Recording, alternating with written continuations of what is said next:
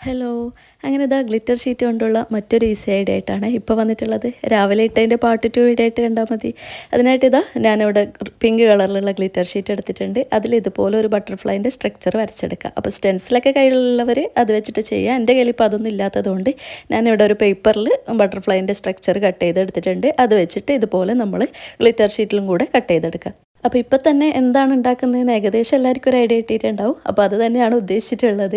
അപ്പോൾ ഇതാ ബട്ടർഫ്ലൈ ഇതുപോലെ കട്ട് ചെയ്തെടുത്തിട്ടുണ്ട്. ഇനി അതിൻ്റെ സെൻറ്ററിലായിട്ട് കവർ ചെയ്യാൻ ഇതുപോലെ ഒരു പീസും കൂടെ കട്ട് ചെയ്തെടുക്കണം. അത് സെൻറ്ററിൽ ഇതുപോലെ ടൈറ്റായിട്ട് വെച്ചിട്ടൊന്ന് ഗ്ലൂ വെച്ചിട്ടൊന്ന് ഒട്ടിച്ചു കൊടുക്കാം.